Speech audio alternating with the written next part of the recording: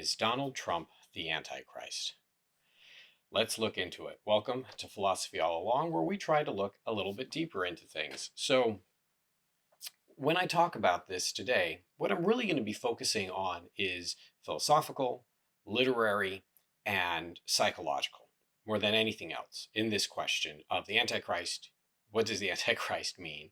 And could the newest president of the United States in fact be the Antichrist? So I'm going to go ahead and start with a quote here. So this is from Second Thessalonians. Do not let anyone deceive you in any way, for that day will not come unless the rebellion comes first and the man of lawlessness is revealed, the son of destruction, who opposes and who exalts himself over every so-called God or object of worship, so that he sits down in the temple of God, proclaiming that he himself is God. Okay, so we get throughout the Bible a few different gestures to what people think of as evidence that there will be an antichrist, ranging from discussions of false prophets, right, to this beast with many heads, right, so from Daniel to Revelations. Now, to me, what is of particular importance here is really the way that many of us have been raised. We may not be aware of the different places in the Bible that you see these kinds of different gestures to someone who might try to lead you astray, this false prophet kind of notion. But we probably are very keenly aware of, if you were raised particularly in like a Catholic household, you might be very aware of this idea that someone who will themselves claim to be the returning Jesus Christ, but then in fact not be, and actually be leading a lot of people away from Jesus in so doing. So in a more literary sense than anything else, the general concept here is of someone who proclaims to be good, to be godly, to leading people in the right direction, who in fact is actually leading them in the exact opposite direction. Like that's just kind of the basic narrative structure, right? The logical structure of who this person is. And the psychology of it is is someone who makes you feel like you are doing good when you aren't. And to me, what that really has to be, like to make sense of it psychologically, is a justifier, right? In other words, someone or something that acts kind of as a rationale for why you're doing something that you probably know is inconsistent with the belief sets that you generally espouse, right? That kind of idea of like, oh, I believe in not murdering anybody unless they themselves are a murderer, right? So we have these kinds of little caveats that we will add. So that's the basic structure there of the Antichrist. So how might Trump fit into this? So for some of you already hearing that quote from Thessalonians, you're like, deceiver, right? That's him, right? Right there. And for those of you who are not, you're like, that was clearly Joe Biden. One of the difficulties with the notion of the Antichrist is it really can kind of fit whatever politician or person you don't like. You can just kind of be like, well, they're the liar, and they fit into that quality. So really, what would be probably more efficacious to look at would be to look at how this person affects other people, right? Because we don't have access to what's in their head or what's in their hearts, right? How does this person affect other people? Now, I can say, and I think everyone on both sides of the aisle can agree that more so than Joe Biden, Donald Trump has created a movement, right? He has followers. He has people who follow him almost godlike, or definitely godlike, that they will do whatever he wants, however he wants it. And how do we know this? Because you go and interview and they talk, you talk to them, and they're like, Donald Trump is right no matter what, right? Many say that he is anointed by God, touched by God, that he is God's voice, right? That he is sent by God, right? That so he has that way more than Joe Biden. Like whoever out there wants to say, it's the Democrats and so on and so forth. Okay, great, fine. But we all have to acknowledge that as far as like political impact, shifting the politics of the country and having a movement, Donald Donald Trump has probably been the most consequential political force, certainly in my lifetime, maybe in the last century. And a whole lot of people, millions and millions and millions of people, follow him, either to some degree or a significant proportion, that MAGA minority follows him kind of no matter what, right? As if he is somehow deified. So, okay, so we have that. But what about the general idea that the Antichrist is someone who kind of proclaims to be the core of Christianity, to be the exemplar of Christianity, and yet is actually moving people away from it? Well, that to me is something that we can look at ourselves as a people to really get a handle on, because, and this is my reading, and it's become a less popular one, that the core of Christianity is the idea of kindness and love and compassion.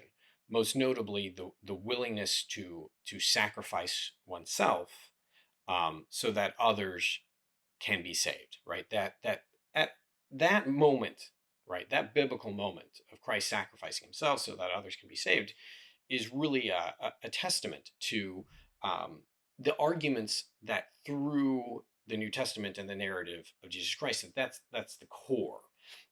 So, from my perspective, the greatest kind of core, the clearest core of Christianity is kindness, love, and compassion. That is, it's hard to argue one's way out of that, uh, given particularly that it revolves around this idea of Christ's sacrifice. And I want to note that I think that it's not really logical to argue that Christ's greatest sacrifice is that of his life as he gets it back, right? If he comes back in 3 days, if he resurrects from the dead, then his sacrifice isn't much of a sacrifice. It's more like a loan, right? But there is, I think, a greater sacrifice offered by Christ, which is the sacrifice of his vengeance, right? So at least narratively, there's this idea that there's these people who betray him, torture him, and then murder him at the behest of the people that he's been advocating for his entire life.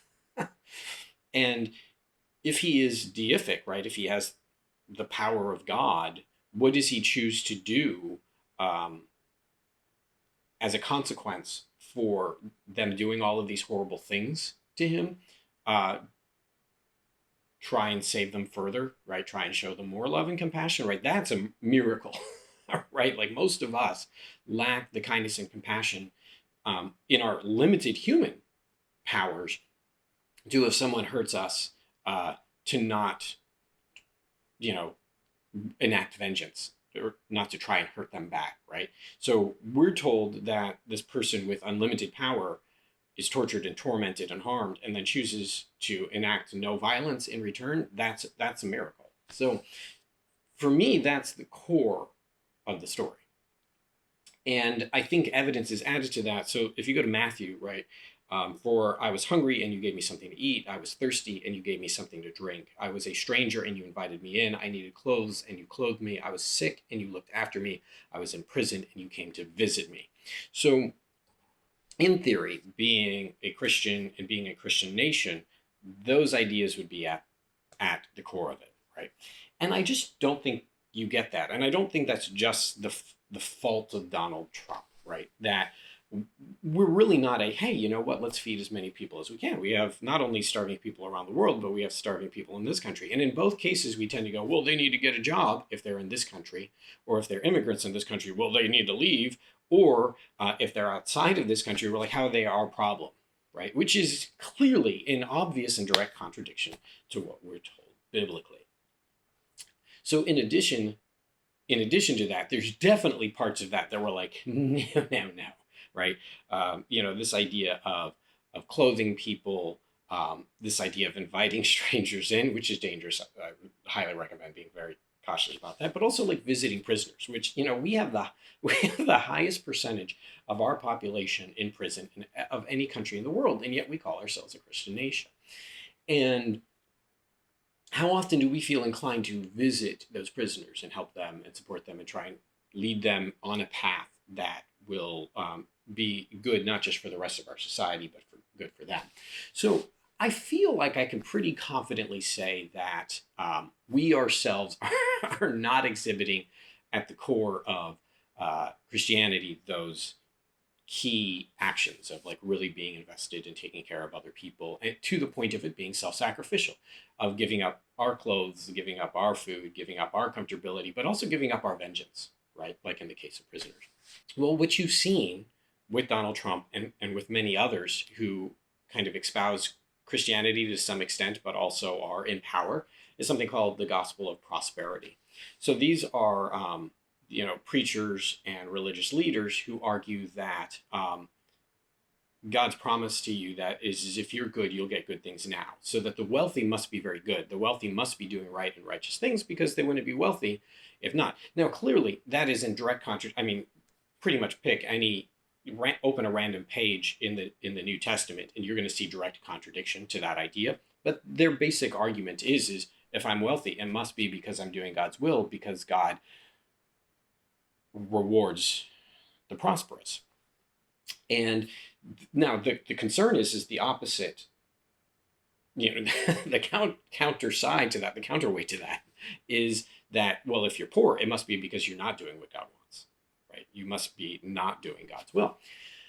So all of a sudden, you have a bunch of wealthy people who feel justified in not helping other people because A, they must be godly and righteous because otherwise they wouldn't be wealthy. God's rewarded them. And B, all of those people who don't have money and wealth, well, it must be because they're doing wrong because God is punishing them by denying them wealth. So they don't need to feel guilty about anything.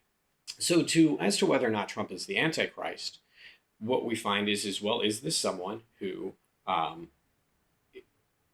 makes us feel like we're being Christian when in fact we're doing the opposite of Christianity, right? That's all you really need. And it's important to note that, like, from a biblical sense, there isn't just necessarily the one singular kind of false prophet, that there could be multiple. Again, I don't want to argue this from kind of a metaphysical perspective. I find it interesting from a literary and from a psychological perspective that we ourselves could be so happy to follow someone who claims to be Christian while literally espousing the opposite of Christian belief sets.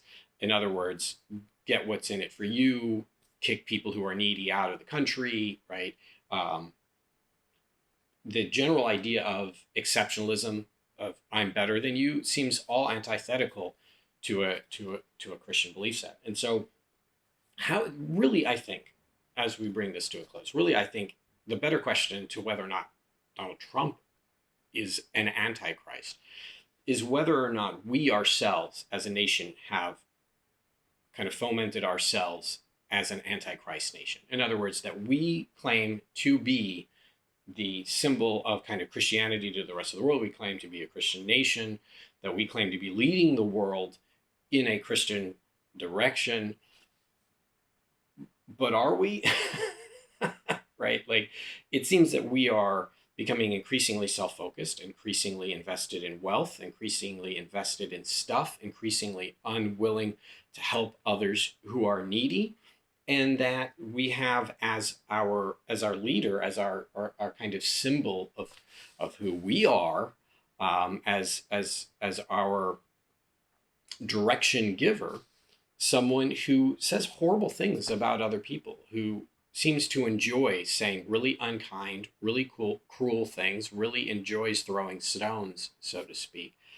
And I think that what it really comes down to is the psychological worry about the Antichrist. From a psychological perspective, Donald Trump is kind of a permission giver, a justifier, someone who acts as a rationalizer for all our most kind of selfish emotions, all our most selfish desires, that when we don't want to have to give a little bit more, when we don't have to find a way to share our country with other people, when we don't want to have to share our wealth with other people, when we don't want to have to give up our vengeance and our violence, when we don't want to have to give up feeling better than other people, he says, okay, you can still be a good, godly Christian and not give to the poor and not help the needy and not accept these immigrant strangers. You don't have to love prisoners and go visit them. If anything, you can hate them. That's okay. Look at me, says Donald Trump. I am a Christian man. I am your Christian leader,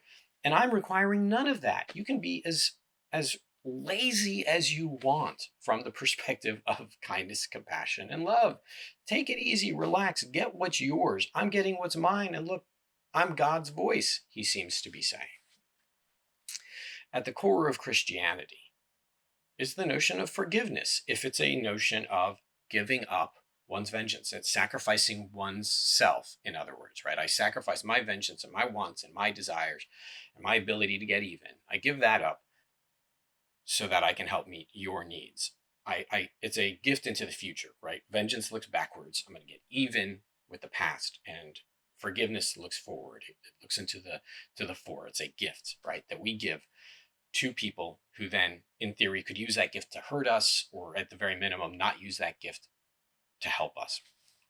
And it seems to me that that's a lot to ask of anyone, right? The idea of giving, helping, accepting, and loving, that's a lot to ask of people. It's heavy.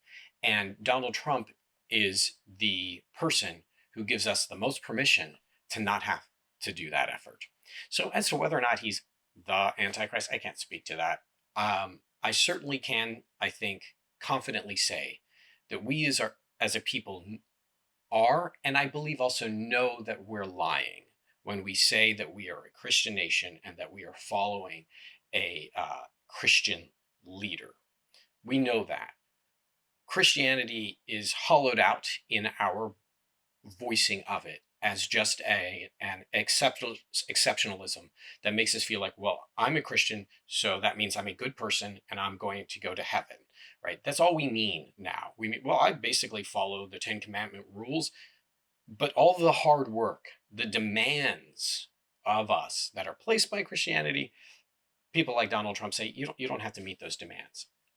As a final point on this, remember the whole idea of it's easier for a camel to enter the eye of the needle than it is for a rich man to enter the gates of heaven. Now, I have, in my readings, heard that might actually be a metaphor, that the eye of the needle was the name of a particular gate that was very, very, very small. And this idea of like a caravan and a camel being able to get through that was difficult. Not completely impossible, but incredibly difficult. That notion, I think, is not a notion against the wealthy. I think it's a notion about how hard it is to do and to be good. And that as soon as we feel like we are easily doing good, yeah, no, we're good. We're godly people. We're doing good. He's good. I'm good. It's good. Whatever. As soon as it feels easy, we're probably not. Because goodness is hard. It takes sacrifice. And our leader is telling us not to ask what we can do for our country. And not even at this point what our country can do for us, but what the world can do for us. That seems to me to be a very anti-Christian notion.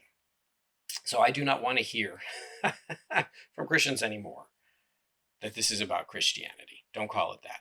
Just be honest. It's about getting yours and getting what you want for yourself and pretending that it's a Christian idea when really it's just pure selfishness.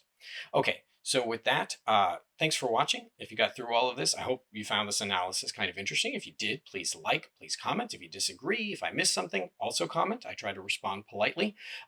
Please share with 2 other people if you found the video interesting, and I hope you have a wonderful day.